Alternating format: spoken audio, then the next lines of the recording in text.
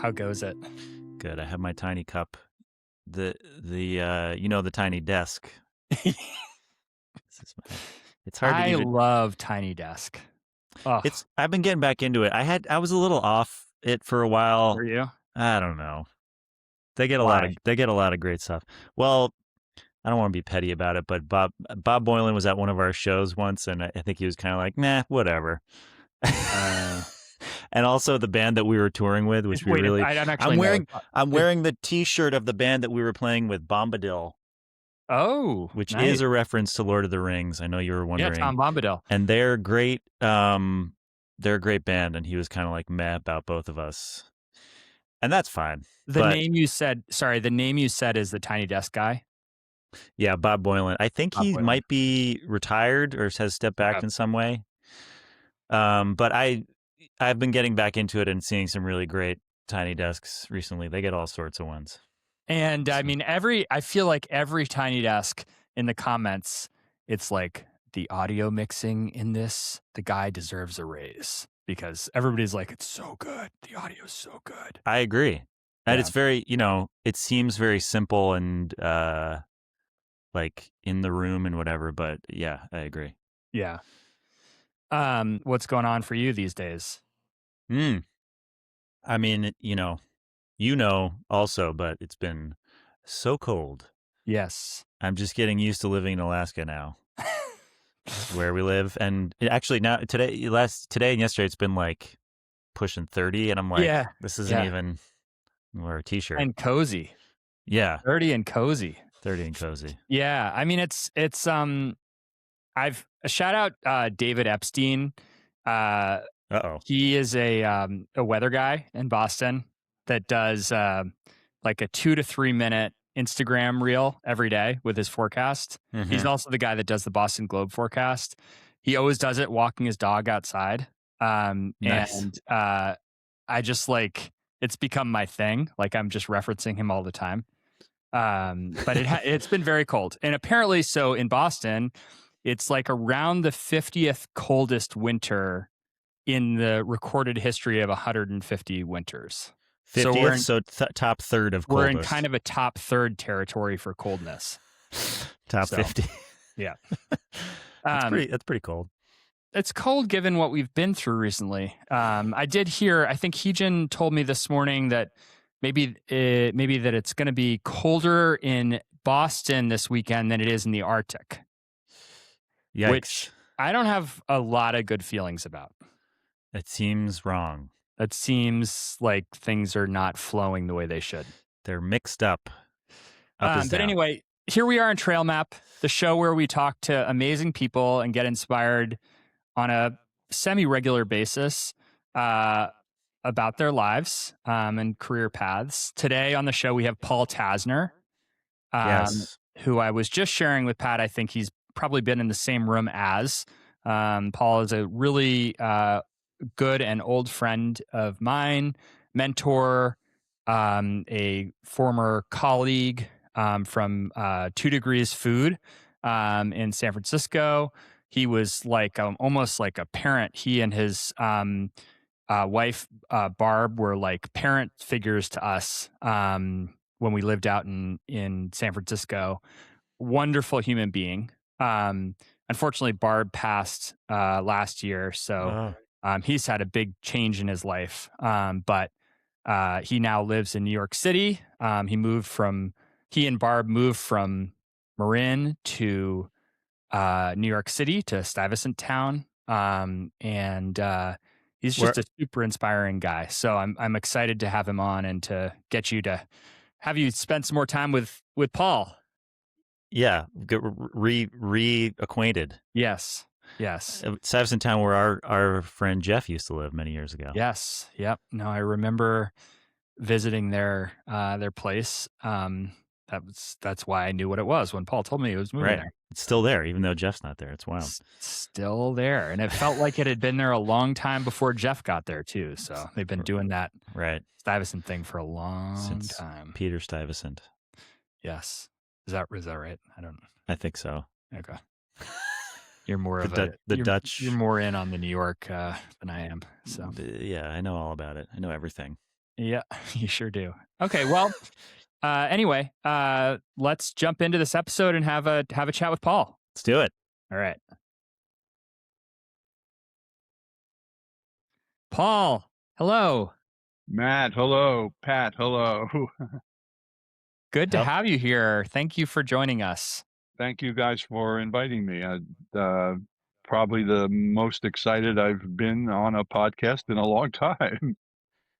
Oh, well, It's not often that you get to know that you've known the hosts. yeah. No, it's. I think just starting this podcast. We've had a lot of people on that I know, and it's been really a wonderful excuse to like catch up with people. Yeah, yeah. Yeah, but Matt, it's a different kind of it's a different mood, I guess, that's the right word, when it's a quote stranger, someone you're having on Yeah, because you wanted to have them on, but you really don't know that much about them. Maybe you just know totally, their work or something. totally. But Yeah. but this is great. Well, Paul, I guess for our listeners, wondering if you could introduce yourself. Sure. Uh, the 25 words or less story, are we interested in, the, or the elevator pitch? No, you can do Yeah, as much as you. as much as you want. Just Yeah. just like you might in like if you were walking into a bar and you wanted to introduce yourself to somebody. If you're walking into a bar and you were yelling at everybody to shut up so you can explain who you were. we'd be off on a great start. Yeah. What? Well, first of all, I don't know why I'm leading with this, but I guess it's become kind of a central issue in my life, so I might as well lead with it. I'm 80 years old, um, and um, and glad to be doing anything, I guess, at 80 years old, much less being on podcasts and still having a business. Um, and that's the other thing is that I started a business 15 years ago when I was 66. Um, Before that, I'd had a career in the corporate world, large companies and small companies, doing mostly engineering or supply chain related things, um, some of which I was educated for, or some of which I wasn't.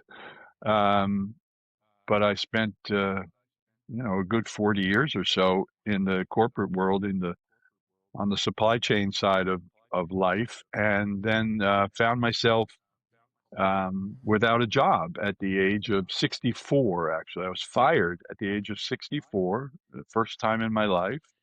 It was during the financial crisis, or just after the financial crisis, and the company that I worked for uh, didn't didn't do that well. I mean, they thought they were in a recession-proof business, but it turned out they weren't. And they fired the CEO because he was the captain of the ship, so he had to take responsibility. Um, and that was a gut punch because he was the gentleman that hired me, and I thought the world of him.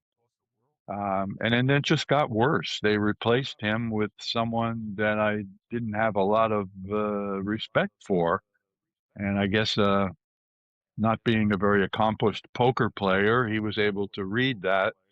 And I found myself without a job shortly thereafter, along with a lot of other people too. So turns out it was the proverbial blessing in disguise. I kind of bounced around for a few years doing consulting and things of that nature, but because I felt it was kind of my last act, I wasn't really satisfied with what I was doing. I didn't want this to be my swan song, so to speak. So I tried very hard to come up with a concept for a business of my own. It took me a couple of years to land on it, and then I did. And that's the business that I still have today. Um, the business is called Pulpworks, and we design and manufacture um, packaging for all kinds of consumer goods, retail products, and others. But we use compostable and biodegradable and recyclable materials to create our packaging. So, in other words, we don't use plastic. And if we do have a mission, it's to replace plastic packaging. Not all plastic packaging, much of our plastic packaging is important and necessary. Um, you know, try putting a Pepsi into an egg carton and you'll see quickly why plastic is a better choice. But a lot of our plastic packaging is it's not necessary. It can be accomplished with another material, and that's what we provide. Um, Turns out we were pretty early to the game, and we really struggled to get folks to give us a try. But slowly but surely, we got some acceptance. We're still struggling against the tide. I mean, the bottom line is most companies don't want to make a switch unless they're really compelled to. They want to stick with their plastic. It's cheaper. It's been working for them for years and years and years. And so it's an uphill battle for sure. But recently we got legislation on our side. There in many states and in many countries, there's legislation around EPR, extended producer responsibility, which, you know, essentially means you as the manufacturer of that product, you, Mr. Coca-Cola, you're responsible for that bottle till the very end of its life. And the end of its life means it's either been recycled back as a usable plastic or it's in the ground somewhere. Previously, you were responsible for it just as long as it took for someone else to buy it. Then it was their problem. So EPR has been, it's brand new, and it's been adopted in, I think, about 8 states so far. And it's been essential for us because now companies don't want to be responsible for that bottle till the end of they want to find an alternative because the fees, the penalties for not using recyclable products or compostable products, they're pretty considerable. So it's nice to have that wind at our back now for the first time in 15 years.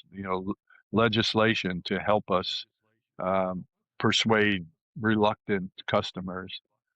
And I guess the latest development for me has been that my youngest son, Andrew, um, who recently finished college, has joined me in the business and has taken to it, as they say, like a fish to water. He's been amazing, best partner I ever had, and now I really not satisfied with sort of treading water as I have been for the last few years with the business. I'd really like to accelerate our, growth and success and everything because now there's somebody else involved in it too. And so that's been a real motivator for me. Um, I guess that's kind of the professional side of my world.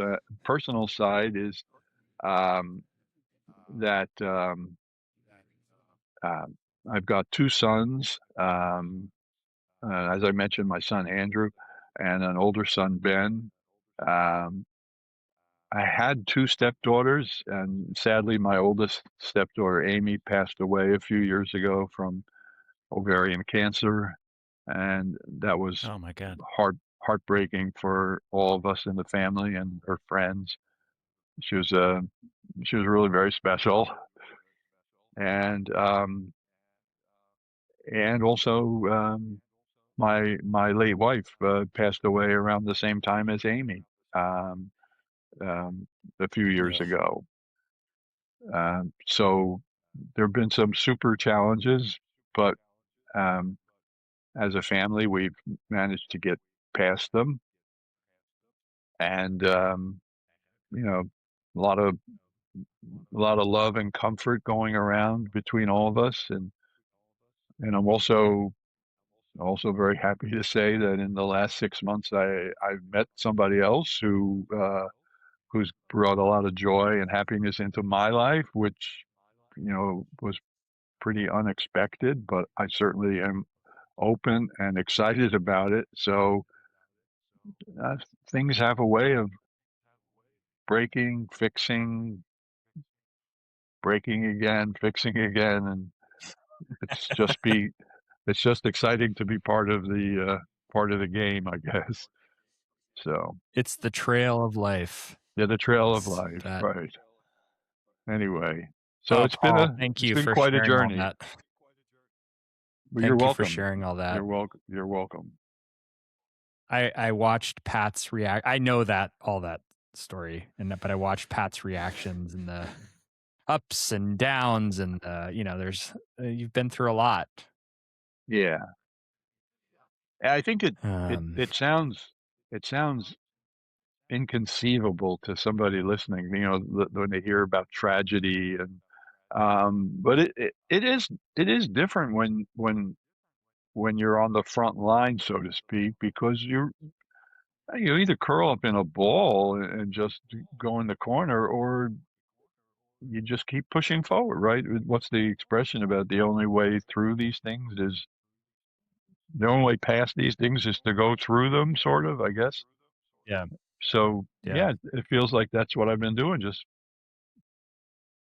I guess, a bit of compartmentalizing along the way. That always helps. So, yep, for but yeah, sure. just pushing through, just pushing through. There's a lot to dig into there for us in this conversation. You mentioned that you studied engineering, Yes. and I know you studied math, and I have a feeling that the answer, like, so when you get a PhD in mathematics, like, are you even using numbers at that point, or what does that look like? It's Goodwill Hunting type stuff. Spoken. That's a good way Spoken to like an describe. English major. I don't think True I've ever. humanities student. That's a good way to describe it, Matt. I don't think I've heard anyone describe it. Are you even using numbers? Yes, yeah. Those pesky little numbers just keep showing up no matter what field of math you're studying, just about. So I believe you studied industrial engineering, I did. I did. and math, and like, Yeah.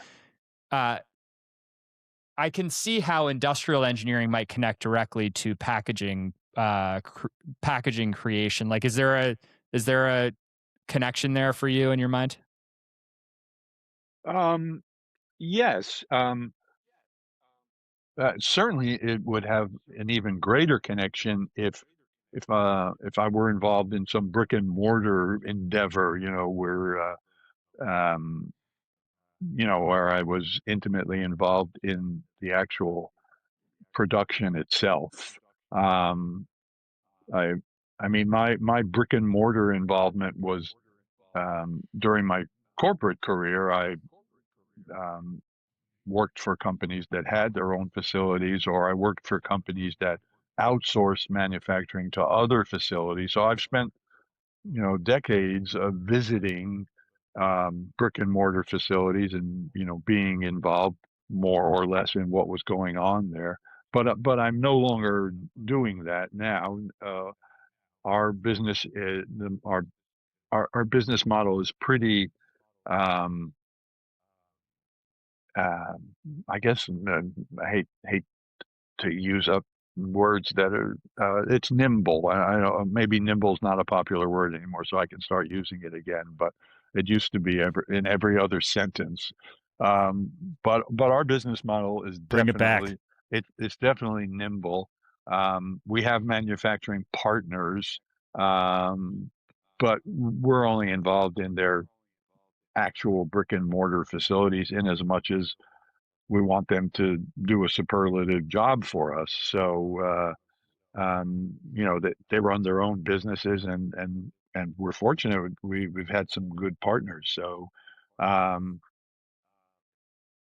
so industrial engineering would certainly have played a greater role in my life if I'd been more Yeah, involved in the facilities themselves and the systems in the and manufacturing. yeah. Can you give a sense of the scale of Pulpworks and like the market? Like, what type of competition are you dealing with in this space? And is there like, are there huge companies that are doing this type of packaging that you, I don't know if emulate is the right word, but like, just I'm I guess I just want to get a sense of where you are in this type of Yeah. No, um, packaging space. that's a great question, Pat. Um, there are some huge companies that do this kind of manufacturing. Um, but they're very specific. They typically manufacture tableware, the things that the cups and bowls and saucers that you buy at the supermarket and keep in your pantry, or if you're a restaurant, all of your restaurant supplies, those paper plates and bowls and things that you use, especially if you're a fast food restaurant. It's the tableware. It's a commodity, and they produce millions and millions of units, at in their facilities. Um, so um, we certainly don't emulate. We're not. It's almost like we're not in the same business. I mean, we make much smaller quantities, and our targets are much different companies. Um, we're our targets are the brand owners, especially if they've got a brand um, that's got something special about it. Maybe the environment is their specialty, but it's brands with the kind of a special feature about them, and maybe it makes them even a premium brand. Those are the folks that interest us, especially if they're concerned about their environmental footprint. Um, so the folks that would compete with us for that kind of business, um, well, almost by definition, they're all larger than us, but they're not huge by any means, and they're all over the world, depending upon the raw materials that they use. For instance, I imagine uh, Apple that um, whoever is doing the packaging for Apple is undoubtedly in China where the manufacturing is taking place and is undoubtedly a very large company because Apple demands a lot of packages. Um, uh, Personal plug, we actually do manufacture packaging for Apple products, but but more through the back door. Um, we manufacture packaging for iPhones that are resold, actually refurbished and then resold through Amazon. So in a way, we're creating packaging for Apple products too, but I think Apple would snicker at the idea that we're in the same business that they're in. Um, Oh, I don't know. Um, but um, Um, but yeah, I think most of our competition, so to speak, relatively small to medium sized companies, and some of them are our partners, Pat. I mean, we rely on companies in our category to be our partners. They have different customers than us, and we don't what's the word? We don't swipe each other's customers, but but they pretty much do what we hope to create, and so why should we reinvent the wheel? They're very good at it. Right. I mean, i- in business that's sort of mission driven, there's the twin goals, I guess, of you're trying to do good, you're trying to do business, you're trying to make a profit, but like you're trying to move towards a world where like it's much more common that just much more of the packaging is made in this way. And so I guess maybe a lot some of your decisions are less uh motivated by the bottom line and more motivated by like how do we become a part of this ecosystem, uh pun intended. Is that the case? Do you find more cooperation than you maybe would if you were just you know, a cigar smoking CEO? CEO? Uh, I know what you're driving at, but and I don't want to disappoint you, but I don't think so. I mean, Oh, okay. Yeah, yeah. much to my own disappointment too, Pat. Um, it, it I'm still sad to say that it's still the rare company that really wants to embrace being more sustainable. I mean, really wants to embrace it. There's thousands of them out there doing what's been just, now called for many years greenwashing. I mean, you'd think half the companies you see advertised on television are so concerned about the environment, but you put a Totally. you put a package in front of them that's a penny more than what they're spending on their package, and it's sorry, come back later when your price is lower.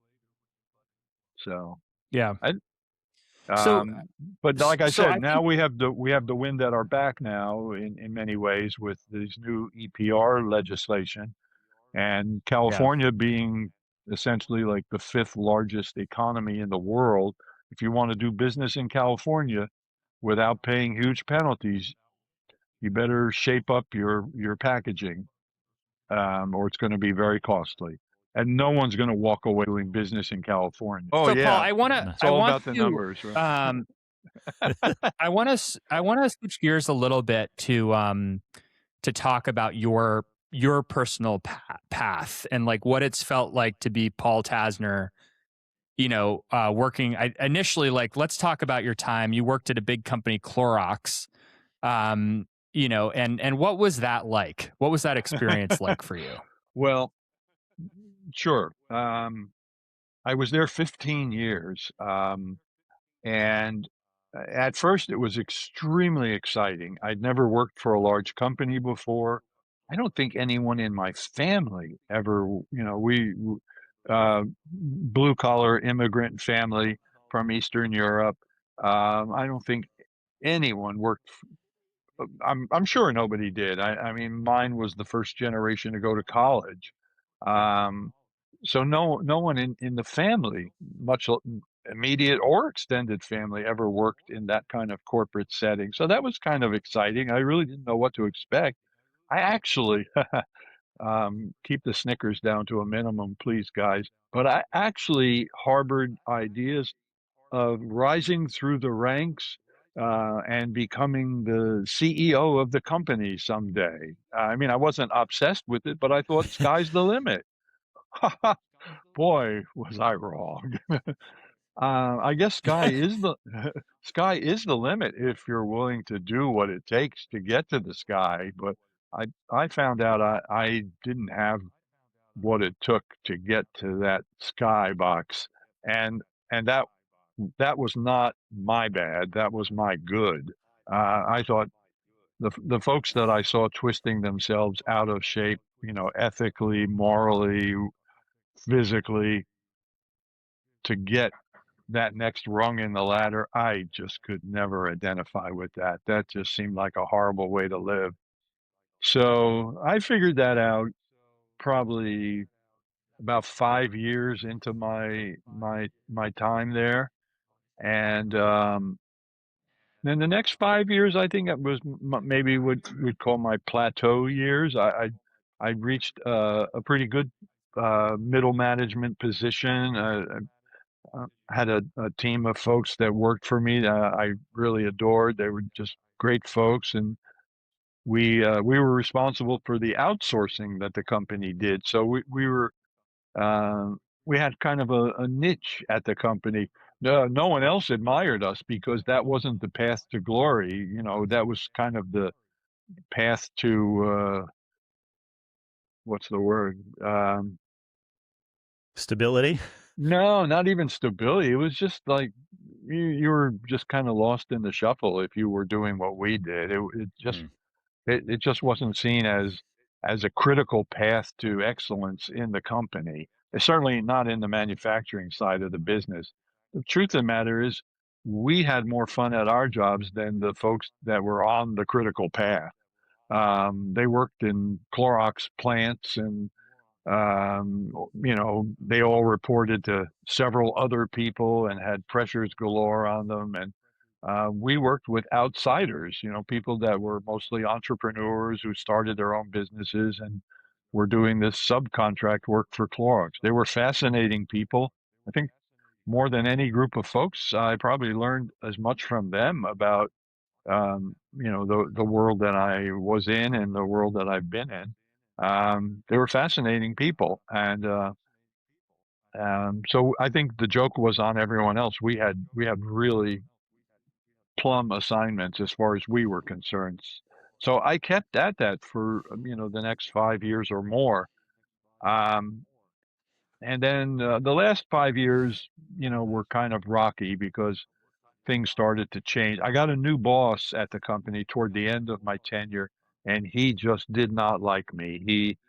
Um, uh, when he joined the company, I already had 12 years under my belt or something, and all he heard about was, how well I did my job and, how well liked I was, and that he could not stand that. He could not stand having anyone up upend him. So he made life miserable for me. But I had Ugh. I'm really I really enjoy telling this story. Um, I had a bit of an ace in the hole. I had a dear friend at the company who sat on a committee with this guy, um, and my friend would tell me, "Paul, this guy really has it in for you." He said, "Really? He doesn't even try to hide it." Um, so I said, "Yeah, I'm beginning to see that." And he said, "But I got some news for you. Don't do anything rash because he will do just about anything to get rid of you." And by just about anything, he meant pay you to get lost. I mean, Clorox wasn't notorious for hiring assassins or anything like that. So their way of getting rid of you was to, just give you a big severance. So I said, "Really?" He said, "Yeah, just That hang in seems there." seems preferable. Yeah. And so I did. I hung in there. It was humiliating. I kept getting moved to smaller and smaller offices. In the corporate world, the size of your office is everything, right? Uh, and I think I ended up in like a broom closet or something. But I hung in there, and they kept making me offers to take early retirement or something, and I respectfully declined. And eventually the offer got so damn good, I just had to say yes because I'd already been making my plans for my exit, so I was ready to go. And I got almost a year's worth of severance. I mean, a year's worth of severance. I mean, That's whoever amazing. I know. I mean, that's like CEO style severance or They something. No, really although my, hated you. al- They al- really wanted to get rid of he you. did. You know what? I don't think he lasted much longer himself, to be honest with you. Wait, so I'm curious. So Paul, when you first got to Clorox, you had your eyes on the prize of like this, maybe someday I could be CEO. I'm Yeah. wondering like how your vision shifted over the course of your time at Clorox, and like by the time you left, Yeah. what was your vision? Oh, good. Well, I realized, I mean, I think I touched on it, Matt. I realized I didn't have what it took to rise to the top. It just took a personality Yeah, that I didn't have, that I didn't even yeah, respect. yeah. So, um, then my focus was more on personal fulfillment. I think whether that was working, for a smaller company like where you and I met years ago, or whether it turned out Hmm. to be working for myself, creating something entrepreneurial, which I did Hmm. eventually do. That wasn't my first intent. That was still a little too scary for me. Um, but yeah, the focus was more on it was a healthier focus. I think it was more on personal fulfillment. Working with folks that Yeah. I respected and enjoying the work, and finding a niche that I enjoyed, and you know think I found a bit of that where we worked, Matt. Yeah. Um, I'm curious, Paul. So you talk about kind of being truer to yourself, truer to the maybe working at some smaller companies. Um, Method was as a brand is very environmentally oriented. Um, was that always a big priority for you? Did Method kind of introduce you to that? Like, when did your commitment to like environmentally focused stuff start to take hold? I would give Method credit for that. I mean, I wasn't really focused on environmental issues. I went to Method because it was like it was like the collection of people that hated working at Clorox. I think I counted at one time that The there were misfits. well, there weren't many consumer packaged goods companies in the Bay Area, so you didn't have that many options if you were going to jump ship somewhere. But I think at one time I counted like 28 Clorox refugees at Method. And I think we all kind of enjoyed that status too. But honestly, I would have gone to Method if they had developed the world's best hot dog. I mean, it didn't matter that they were in the environment. Um, well, it did matter. I mean, I was proud of my association with them. They were they were they were doing good things and good for the planet and elsewhere. But at first, what drew me there was that it was a small company with a lot of my former colleagues and who were enjoying themselves enormously, and the fact that they were environmentally conscious as they were was just icing on the cake. But then I got I got bitten Yeah, by but then I got bitten you got by the bitten. You got bug. bitten, man. I'm sorry to. I don't mean to cut you off, but Yeah, I know that like in 2008, you started the San Francisco Bay Area Green Supply Chain Forum. yeah, And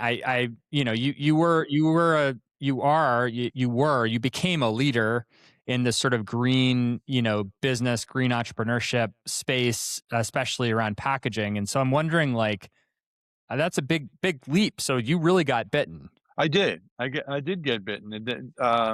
It felt really good to be working for a company that had those. I mean, they weren't perfect. I mean, they still put most of their products inside plastic containers, but they did the best they Yeah. could around recycling and reuse, etc. And I mean, it was very heartwarming while I was at Method that Clorox came out with a line of environmentally friendly products, but it was the ultimate in greenwashing. They gave it a green name and, maybe changed a few ingredients, but it was the ultimate in greenwashing, and it was pretty amusing to those at Method. They knew they were, we had been copied, which is flattering, uh, and copied by a Yeah. real big player in the Yeah. space too. Um, Yeah. After you show them that it's safe to do it and they can do it and make money, they're like, all yeah, right, guys, yeah. let's go. Let's do it. Right. So, then after Method, you consulted at a couple different companies, and you've referred to it already. But Paul and I met at 2 Degrees Food, where I ran the operations team, and at 2 Degrees, uh, I thought organized themselves in a really cool way, where the company was bootstrapped. Didn't have a huge amount of money, and so all of the functional leaders, like myself, were kind of paired with industry experts, people that had been in the industry a long time that we could never afford to like have on our full time team. And so I really had this amazing opportunity to kind of learn from Paul, and just like sponge, try to learn as much as I could about running operations, from him, which was a really cool experience. And what drew you to like working with startups? I know you left Method and you were kind of looking around for your next thing. What was that phase like? And were you thinking at that point, hey, I might want to start something here? No, I wasn't thinking. No, I wasn't thinking of wanting to start something myself. But I really liked the idea of a small company needed a sort of operations generalist like myself, someone who was familiar with packaging, procurement, logistics, and as you said, maybe couldn't afford to have a whole team of people like that, but maybe they could afford to have one person like that. So, that was interesting and enticing to me. And then, I mean, from that phase, you were 66 years old. You started Pulpworks. Can you kind of take us through that decision to start Pulpworks? Yes, yes. Um, the well, the I seized on the idea of packaging made from um, waste, or molded fiber packaging, and that fiber could be paper, corrugated, agricultural fiber, which is primarily what we use in our business. We use sugarcane fiber, um, but molding that fiber into packaging creates some really interesting packaging. I guess the granddaddy of all examples, and not very interesting one, is an egg carton. That's molded waste paper fiber. So that's sort of the oldest packaging of that type around still. But as we talked about earlier, the iPhone is in molded fiber packaging. Happens to also be sugarcane packaging, and countless other products are as well. I like the idea of taking waste and turning it into a package, instead of just whatever you do with waste. Burn it, bury it, whatever. I mean, here, it kept its value going. So I really like that idea. And I had a business acquaintance, a friend, from my time at Method, who, um, he kind of ran Method's business in the Far East.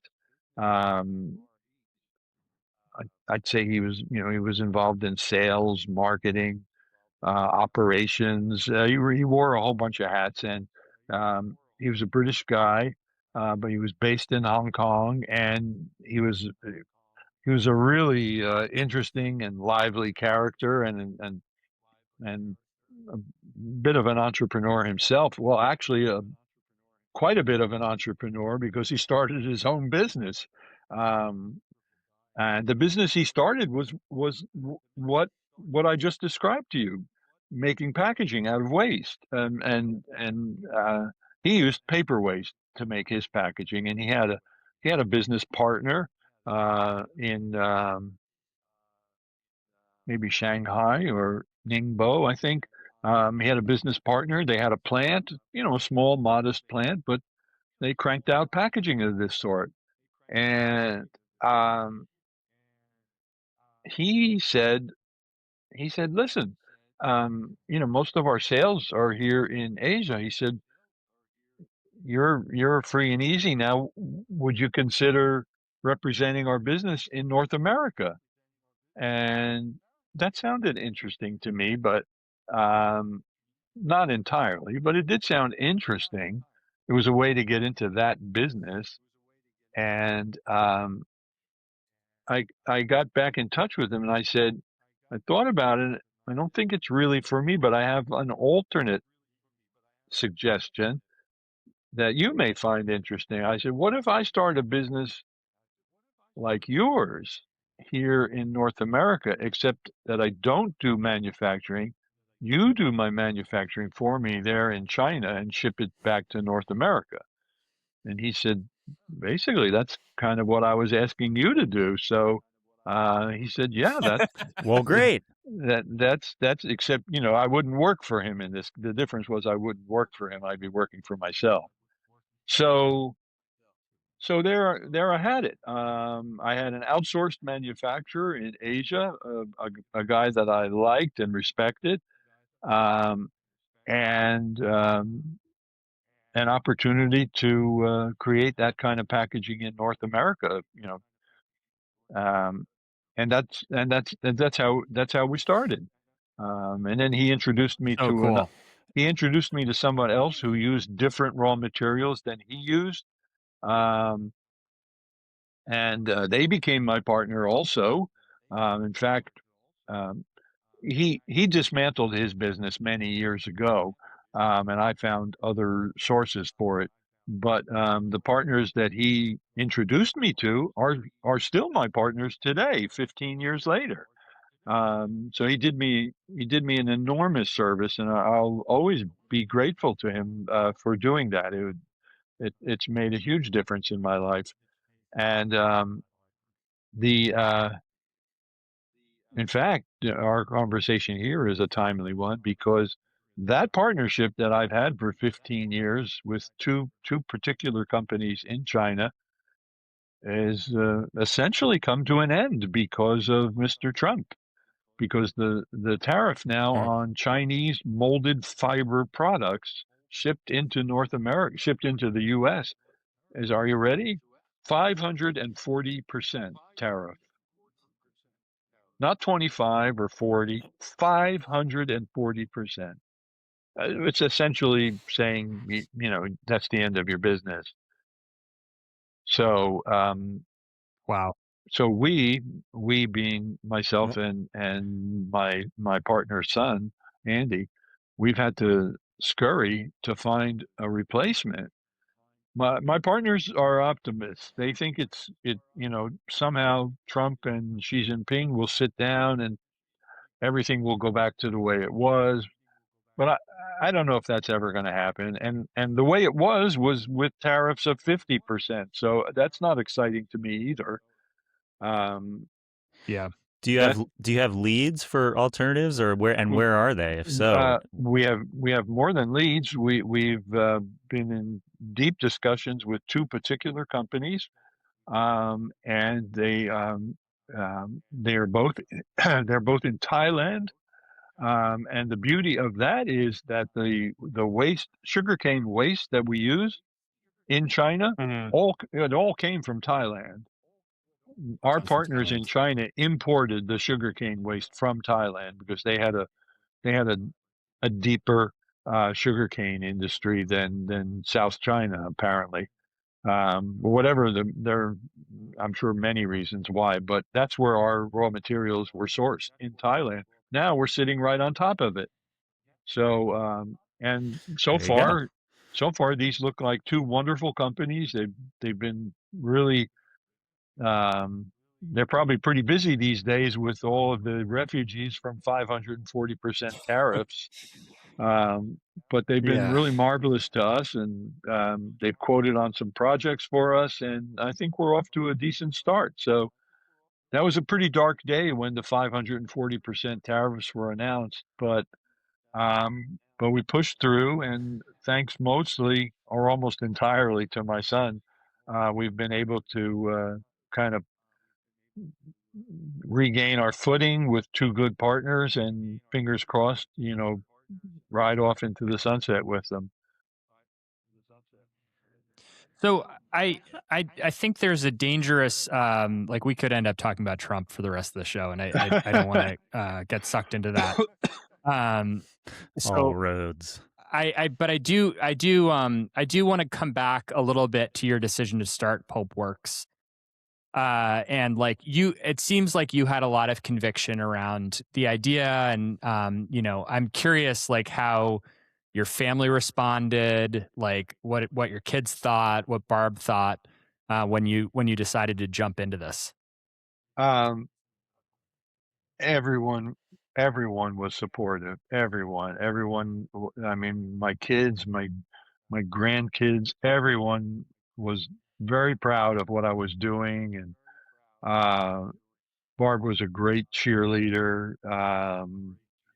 Uh, I had a lot of support. I didn't have to fight any oncoming winds or anything like that. I just had to, hopefully create something successful. Um, And I was really fortunate as far as, being nurtured by my family to, help me become successful at it. So, So I'm curious, like when you look back at starting this business, and you've become kind of a thought leader in this idea of starting a business later in life. Like you did a TED talk about it. What advantages do you think you had starting your business at 66 versus in your 20s? well, as I said at the end of my TED talk, you know, people my age bring whatever they were doing before they started their business. They bring all that experience to their business. In some cases, Hmm. it's not real applicable or transferable, like, but in other cases, like in mine, most of what I did was applicable and transferable. Yeah, So I brought all that to my business. 40 years of that to my business. That had to help. I mean, yeah. it didn't prepare me for entrepreneurship and all the things that come with that. Um, and I don't wanna minimize that at all because that's a big difference from working for somebody. But, but in terms of the nuts and bolts of the industry and, all of Hmm. that, I brought all of that with me. So it was extremely valuable to do it when I did it.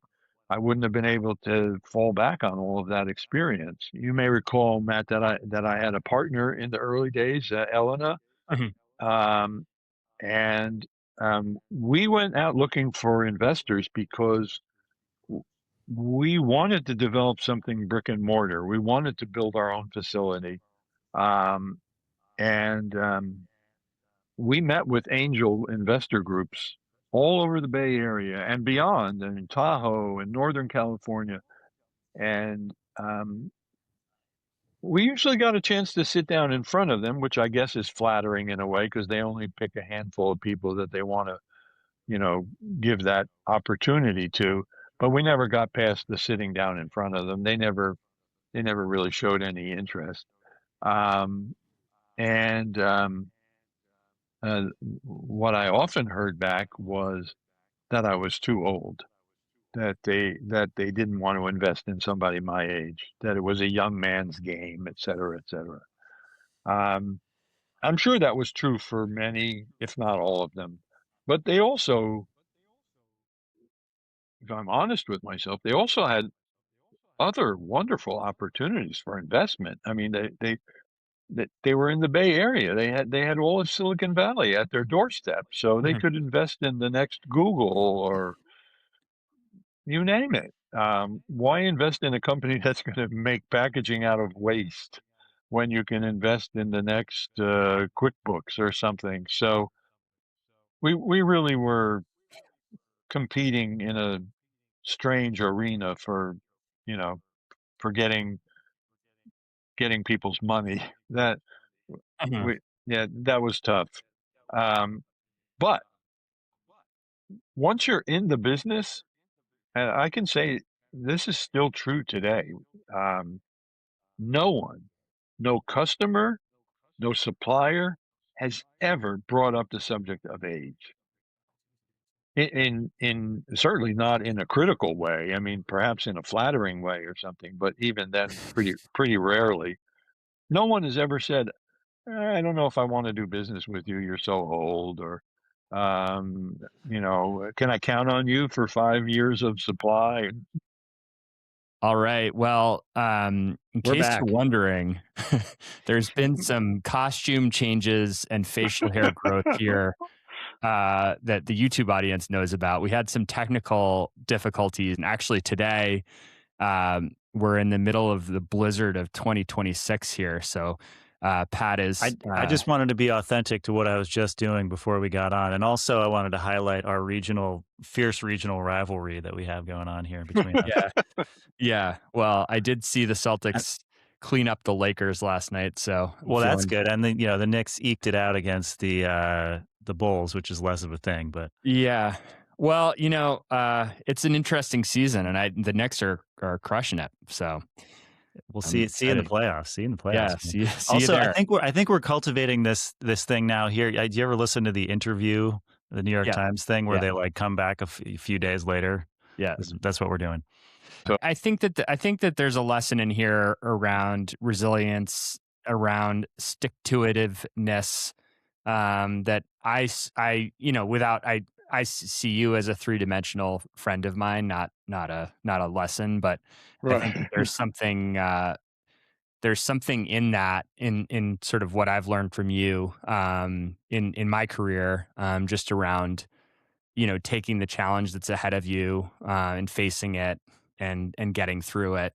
And I have no doubt that you will continue to get through it with Pulpworks and with everything else that's thrown your way. And I guess maybe to wrap up, I'd love if you could By the way, share. thanks for that, Matt. That was Yeah, lovely. of course. Well, I'd love to hear, for people that are listening, like that, and are interested in learning more about Pulpworks, like where's the best way for them to learn about it or to connect with you? Maybe take a peek at our website and see the kind of work we do. I think there's a contact page at the end, um, with an email, info at pulpworksinc.com. So Awesome. Pulpworks Inc. But yeah, check out our website, see the kind of work we do. Primarily use sugarcane as our raw Yeah. material, sugarcane waste, I should say. Yeah. But we do use a few other agricultural waste products for raw materials, and we have a lot of examples of the kind of work we do in different industries that we've served. So yeah, I'd say send them to our website. Awesome. Thank you so much for taking the time with us on 2 days to share your journey and a bit about, especially recently, you're building Pulpworks. And yeah, it's been really wonderful to connect with you this way. Me too. It's been great, guys. You've been wonderful hosts and interviewers, and got me to talk about things that I hope will be meaningful to 3 or 4 people in your audience. Uh, Get that as a I'm sure. baseline. I'm sure. That is our entire audience. So I'm yeah. sure. It's been great to meet you, and I've definitely have products from your earlier career, Clorox, Method, and now I just need to get more Pulpworks products. Right, Get right. those out. I need to honor you during your next appearance in New York City or Yeah, well, we gotta have one. nearby. Get on that, uh, Pat. Yeah. yeah, get on that, Pat. All right, Paul. um, Thank you so so much. good luck with the series, guys. It's been fun because I feel like every conversation we have reminds me of somebody else who I think could be an interesting conversation. So, Yeah. but yeah, I think Paul's story. I feel like there are lots of ups and downs, and it takes a lot of resilience to start a business, and to keep it going. A lot of the times in the type of business that I do or that I've been involved with historically, like they're founders that get a lot of outside venture capital money, and then there's like an expectation that you like build the company really quickly and then sell it. And I think the type of company that Paul is running uh, is inherently a lot more connected to his life. And then you think about, like, over the course of a lifetime, all the stuff that you deal with. He's recently lost his spouse, and it just like there's just a lot that you have to get through. Yeah. I mean, and I love this, we've definitely touched on this in the conversation, but just love the story of him starting it as like a third act in his career. And Yeah, just like, it's been going for 15 years, yeah, and they're still like, they're not stopping even in the face of all this stuff that's going on. yeah, I was going to say before when you were talking about his personal journey, like I think it was interesting to me from that perspective, paired with how just he's a two-man company, him and his son, yeah, so plugged into all these global factors. yeah, Like just everything is intertwined. Even if you're yeah, a tiny business, and everything affects everything else. And like, never has that been more apparent or true, I Yeah. think. And I think we're all, that's really well said. And I thank think that's just especially true of supply chain type and manufacturing type, you know, jobs is they're connected to everything. They're influenced by everything. So, Right. And, this is to say nothing of like the people who work for that company in China, the people who work for that company in Thailand. Like, how are they feeling about all this? Like, it must be crazy, you know? yeah, yeah. I mean, that's another whole episode. Yeah. Yeah. But yeah. Uh, well, great conversation. And, I will talk to you soon, my friend. Matt, always a pleasure. Good luck in the blizzard. Thank you. You too. Trail Map is hosted by Matt Gregory and Patrick Direwolf. Editing and production by Matt Gregory. Music by Patrick Direwolf. Animation direction by Hati Nguyen and Nana Teja Paibel.